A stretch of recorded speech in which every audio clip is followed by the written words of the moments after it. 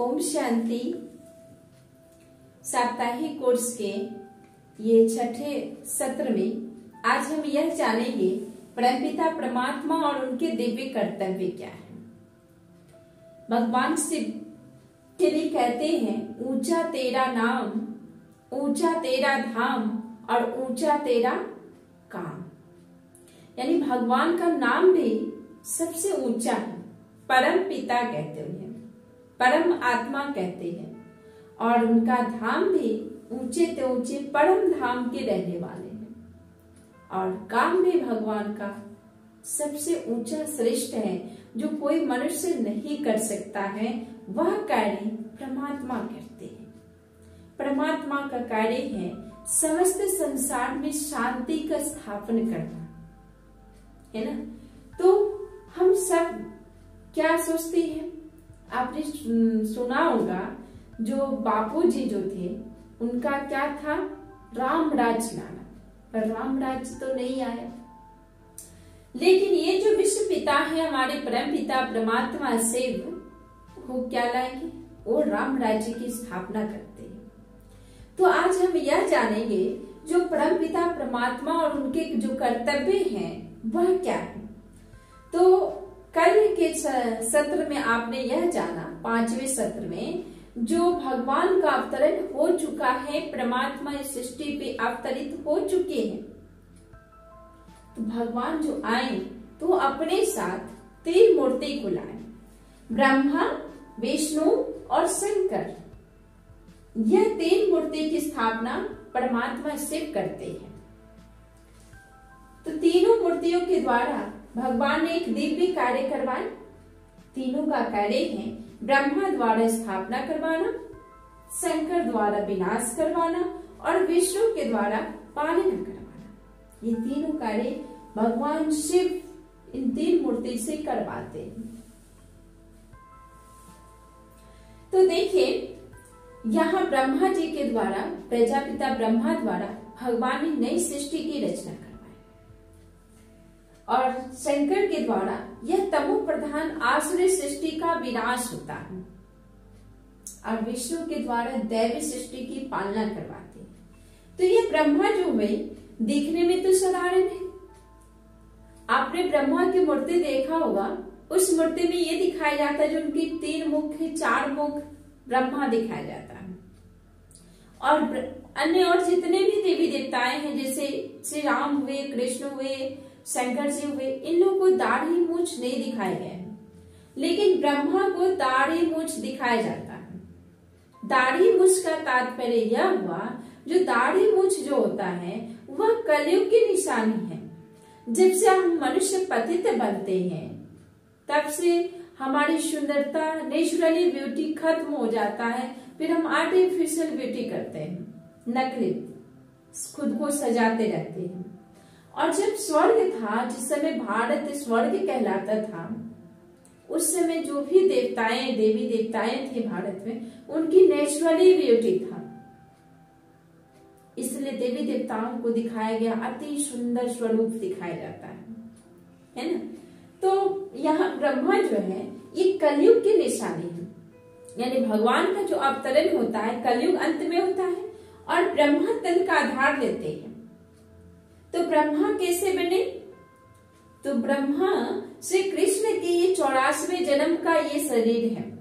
श्री कृष्ण के 84वें जन्म के शरीर में परमात्मा शिव की प्रवेशता होते हैं, तब यह प्रजापिता ब्रह्मा कहलाते हैं।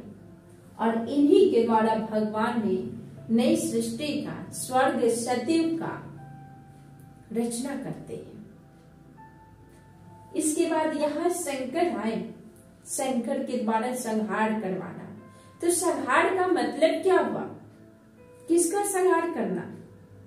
आपने देखा होगा, शंकर जी देवताएं, असुर भी अगर उनके पास झुक के जाता है तो उन्हें भी ऊपर दे देते थे, वरदान दे देते थे। लेकिन संहार ये उन्हीं का करते थे जिनकी वृत्ति पतित होता था, उसी को ही संहार करते थे। यानी असुर को संहार करने वाले शंकर थे। शंकर में 3 अक्षर आता है, स, क और र। 3 अक्षरों को मिलाने के बाद शंकर बनते हैं। तो स से शिव, क से कृष्ण, र से राम। आपने एक भजन सुना होगा, जग में सुंदर है 2 नाम, चाहे कृष्ण कहो या राम, है ना। यानी कृष्ण और राम जो होता है ये सबसे पूजनीय नाम है और सभी पूरे भारत में इनकी पूजा होती है। तो इसलिए शंकर को क्या कहते हैं? देव देव महादेव, यानी 2 देव आत्मा, एक महादेव। महादेव कौन हुए? शिव हुए। और देव देव राम और कृष्ण हुए। तो इन तीनों को मिलाने के बाद तीनों 2 आत्माएं, देव आत्माएं और एक ब्रह्म आत्माओं का जब संस्कारों का कॉम्बिनेशन मिलन होता है तब यह क्या बनते? शंकर बनते हैं और श्रृंगार करते हैं। शंकर जी को निर्वस्त्र दिखाया गया है, मृग छाल पहना हुआ दिखाया जाता।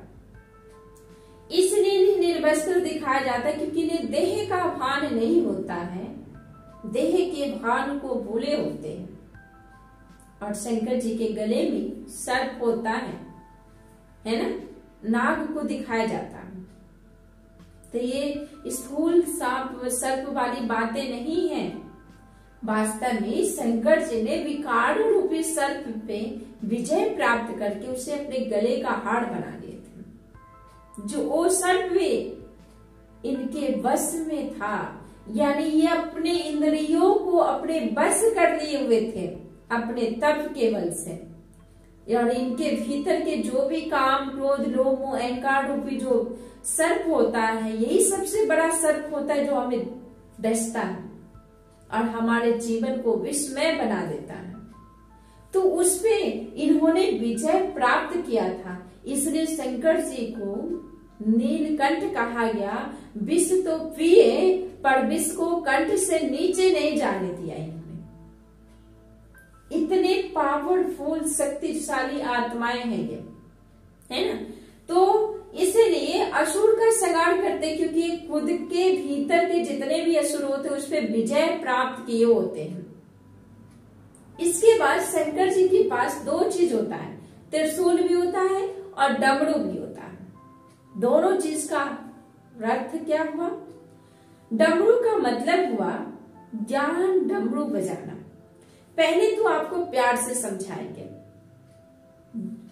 बड़े प्यार से मीठे मीठे बोल बोल के हमें समझाते, कहते मीठे बच्चे, है ना। हमें ये बुराई है, इस कार्य को नहीं करना, हमें पावन बनना है, हमारी आत्मा को प्योर बनाना है, पवित्र बनाना है। लेकिन जब हम नहीं समझते हैं तब शंकर जी का त्रिशूल उठता है और उससे संहार करना शुरू करते हैं। इसलिए शंकर जी के पास डमरू और त्रिशूल। आपने सुना होगा भोल बम, भोल बम। भोल कौन है? परमात्मा शिव है। और बम का कार्य कौन करते? शंकर जी करते। भोले भाले, भोले कौन? शिव है। और भाला का काम कौन कर रहा है? शंकर जी कर रहे हैं। यानी इनके जो भी नाम है, कल्याणकारी और संहार, कल्याण और अकल्याण दोनों नाम मिला हुआ है।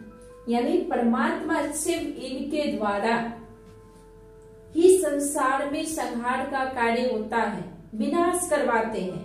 अंत में संसार की विनाश, कलयुग का जो विनाश होगा सबसे लास्ट में होता है। तो शंकर के द्वारा ही विनाश होता और इनके विकराल रूपों को भक्तात्माओं ने देखा। तभी से लोगों के मुख से क्या निकलने लगा? जय शिव शंकर, जय शिव शंकर। क्योंकि परमात्मा शिव को कोई नहीं देख रहा, वो निराकार है। उन्हें तो हम ज्ञान से ही समझेंगे ना, जो भगवान शिव ने इनके द्वारा यह कार्य करवाया। देखने में कौन आ रहे थे? प्रत्यक्ष में कौन है? जो प्रत्यक्ष में है उसी के आगे लोग सर झुकाते हैं। फिर प्रत्यक्ष में इनको सभी देख रहे थे।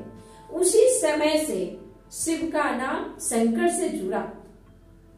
शिव का नाम ब्रह्मा से नहीं जुड़ा, शिव का नाम विष्णु से नहीं जुड़ा, शिव विष्णु या शिव ब्रह्मा नहीं कहा गया, लेकिन शिव शंकर कहा गया, क्योंकि परमात्मा शिव की प्रत्यक्षता शंकर के द्वारा ही होता है। इस संसार की 500 करोड़ आत्माओं के बीच में परमात्मा शिव की प्रत्यक्षता अंत में शंकर के द्वारा होता है। इसलिए शंकर के नाम के साथ शिव का नाम जुड़ा है ना, क्योंकि परमात्मा शिव को प्रत्यक्ष करने वाला जो मूर्ति है, प्रतिमा है, वह कौन है? शंकर है। इसके बाद विष्णु आते हैं। विष्णु के द्वारा हम क्या करवाते हैं? परमात्मा शिव ने विष्णु के द्वारा पालना का कार्य करवाया। तो पालना क्या चीजों का? स्वर्ग की पालना, है ना। तो दैवी सृष्टि की पालना करवाते हैं और विष्णु के 4 भुजा दिखाए गए। आपने देखा होगा कि देवी जितने भी दुर्गा हैं उन लोगों को जो है 4, 7 भुजा, 8 भुजा, 10 भुजा दिखाए जाते हैं। तो इतने सारे जो भुजाएं हैं, या ब्रह्मा के लिए ही हम कहते जो उनकी सहस्त्र भुजाएं थे, तो इतने सारे जो भुजाएं हैं ये किन चीजों का प्रतीक है? भुजाएं शक्ति का प्रतीक है। इसी प्रकार से विष्णु के जो 4 भुजा दिखाया गया है, ये 4 भुजाएं क्या है? शक्ति का प्रतीक है ना। तो इस 4 भुजाओं में अलग अलग अलंकार दिए गए हैं। पहला भुजा में स्वदर्शन चक्र है, दूसरा में गदा और तीसरा में शंख, चौथे में कमल फूल, है ना। और ये 4 देव आत्मा, 2 देवी और 2 देवता है, और 5वां नंबर परमात्मा शिव। जब इन 5 आत्माओं की शक्ति इनमें कंबाइंड होता है, तब यह क्या कहलाते हैं? विष्णु कहलाते हैं। तब ये पालना करते हैं। 5 आत्माओं, 4 देवी देवताओं की आत्मा, एक परम पिता की आत्माओं, यानी 5 आत्माओं की शक्तियों का कॉम्बिनेशन होने के बाद ही ये क्या बनते हैं? विष्णु बनते हैं। और तब ये विश्व की पालना करते हैं। अब इनके हाथों में जो 4 अलग अलग अलंकार दिए गए हैं, इसका अर्थ को भी हम समझते हैं। पहला भुजा है जिसमें स्वदर्शन चक्र है। स्वदर्शन चक्र किसको दिखाया गया है? श्री कृष्ण को, विष्णु को। क्या कहते हैं? जो स्वदर्शन चक्र घुमाते घुमाते श्री कृष्ण जी ने शिशुपाल के गला काट दिए थे। उसने 99 गलती शिशुपाल के माफ किया गया और 100वें गलती में उन्होंने गला काट दिया था। सो कहा गया। तो शिशुपाल क्या था? बुराई का प्रतीक था, है ना। वो केवल बुराई ही कर रहा था, बुराई का प्रतीक उसको माना गया है, इसलिए उसका गला काट दिया गया।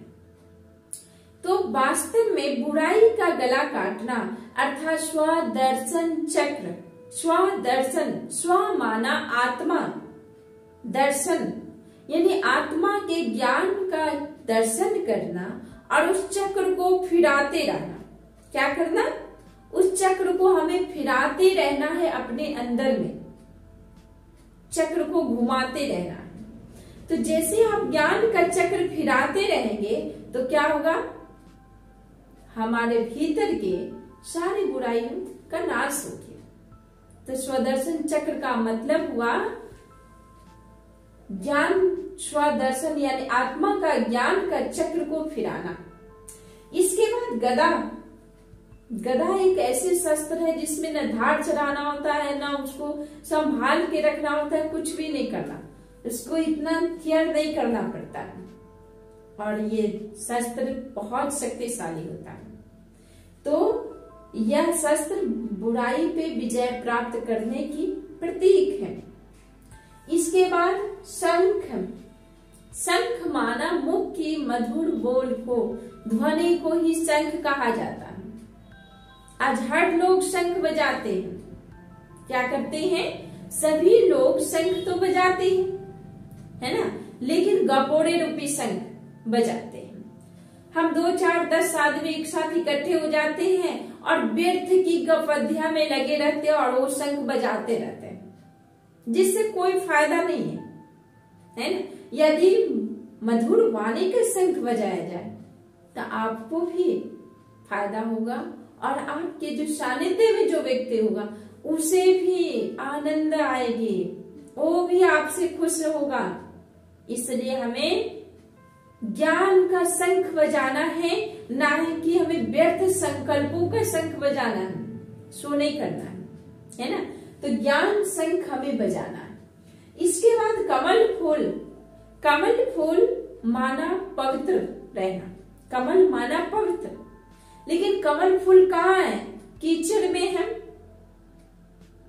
उसका जड़ कीचड़ में है, लेकिन फूल के ऊपर कीचड़ का कोई प्रभाव नहीं पड़ता। अर्थात यह कलयुग जो है यह कीचड़ वाली दुनिया है। इस कीचड़ वाली दुनिया में रहते हुए हमें क्या करना है? कीचड़ का कोई प्रभाव हम पे न पड़े। छींटा तो पड़ेगा, लेकिन कमल फूल के समान अगर हमारा जीवन रहेगा तो वो छींटा का कोई असर नहीं पड़ सकता है। इसलिए देखिए, कृष्ण, राधा, राम, सीता, सीता को कमल पुष्प दिखाया गया है क्योंकि सीता रावण के पास रहते हुए भी वो पवित्र थे।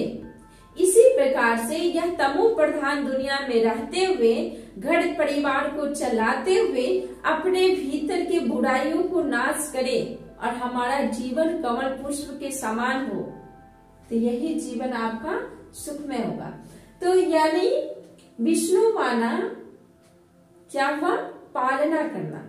तो सभी आत्माओं की जब संस्कार स्वभाव का मिलन होता है तभी विष्णु बनते हैं। और जानते हैं हर व्यक्ति अपने अपने जीवन में ब्रह्मा विष्णु शंकर होता है। ये कार्य हम सब करते हैं, सभी कर रहा है ये कार्य। ब्रह्मा हमारे जो आदि पिता हुए, पूर्वज जो कहते हैं, वह कौन है? ब्रह्मा है। हम सब ब्रह्मा के वंशज हैं। तो ब्रह्मा के समान आप नई दुनिया, भारत का, स्वर्ग का निर्माण नहीं कर सकते हैं, परंतु अपने भीतर अच्छे गुणों का तो निर्माण कर सकते हैं ना। तो हमारे भीतर में जो भी अच्छाई है उसको हम क्या करें? रचे, बनाएं, उसको अपने अंदर धारण करें, है ना। तो अच्छे गुणों का रचना करना ये हमारा परम कर्तव्य है हर व्यक्ति का। इसके बाद शंकर समान संहार करना। तो हम इतने पावरफुल स्ट्रॉन्ग नहीं हैं जो हम शंकर के समान असुर का संहार करेंगे। असुर को तो छोड़ो, अपने भीतर की जो असुर बैठा है बड़े बड़े, उस असुर को हमें खत्म करना है ना। तो असुर को यानी शंकर समान अपने भीतर की बुराई को नाश करना, और विष्णु समान आपके अंदर जो भी अच्छे गुण आ रहे हैं, है ना, उस गुणों का संभालना, उसकी पालना करना, ये हुआ हमारा परम कर्तव्य। तो ब्रह्मा विष्णु शंकर सभी हैं। ब्रह्मा समान अच्छाई की स्थापना करें, शंकर समान बुराई का विनाश करें और विष्णु समान अच्छाई की पालना करें।